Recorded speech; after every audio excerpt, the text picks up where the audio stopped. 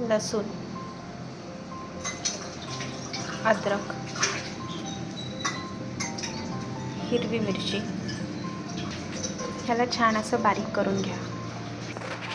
आपण हे वाटण छान असं बारीक करून घेतलेलं आहे.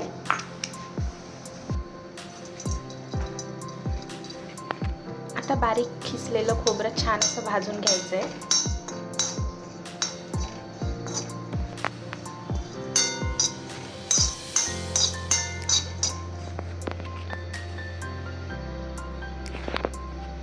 आता थोडंसं तेल घालून आपण आपला कांदा आणि टोमॅटो थोडंसं तेलामध्ये परतून घेणार आहोत.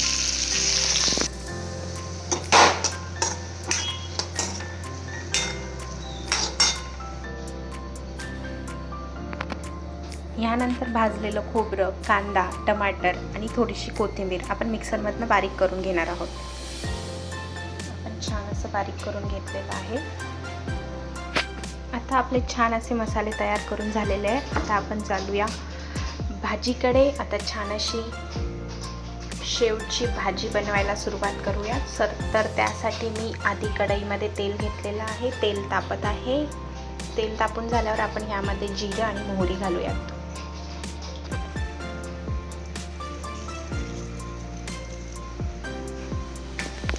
छान अशी मोहरी तडतडल्यावरती आपण जिरं टाकून घेऊ.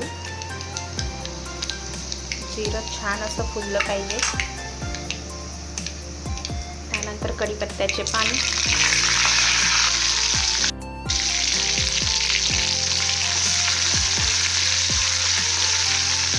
आता आपण आपले बनवलेले मसाले छान असे तेलामध्ये टाकलेले आहेत.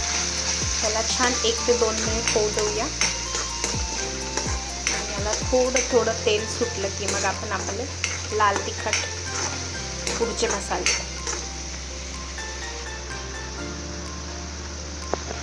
तुम्ही बघू शकता. आता आपल्या मसाल्याला थोडं तेल सुटत आहे.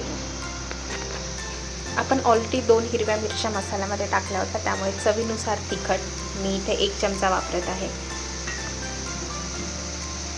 1 चमचा कांदा लसूण मसाला,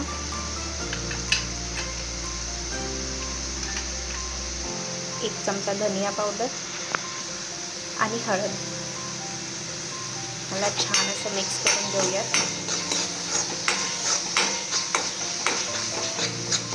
आपण मीठ अजून घातलेलं नाही आहे, कारण आधीच जर मीठ घातलं तर फोडणी जळण्याची शक्यता असते. त्यामुळे आपण लास्टला मीठ घालूया भाजीमध्ये. त्याला छान असं मिक्स करून घेऊयात. आणि त्यासोबतच आपण थोडं पाणी गरम करून घेतलेलं आहे, ते यामध्ये घालूया.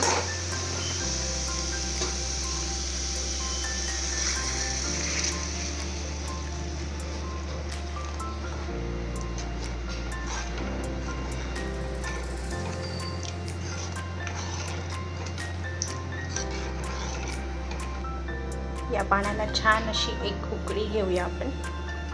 आणि उकळी आल्यानंतर 1 वाटी शेव घेतलेले आहेत मी.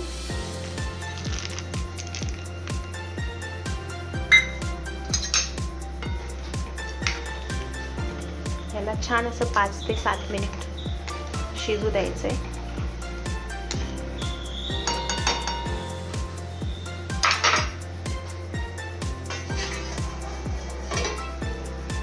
लास्टला थोडासा गरम मसाला आणि चवीपुरतं मीठ. तुम्ही बघू शकता भाजी छान अशी शिजलेली आहे. तर सगळ्यात शेवटी आपण छान अशी कोथिंबीर घालूया यावरती. आणि सगळ्यात महत्त्वाचं खायचं कशाबरोबर, तर आपण हे गरमागरम चपाती किंवा गरमागरम भाकरीसोबत छान अशी गरमागरम शेवची भाजी खाऊ शकतो.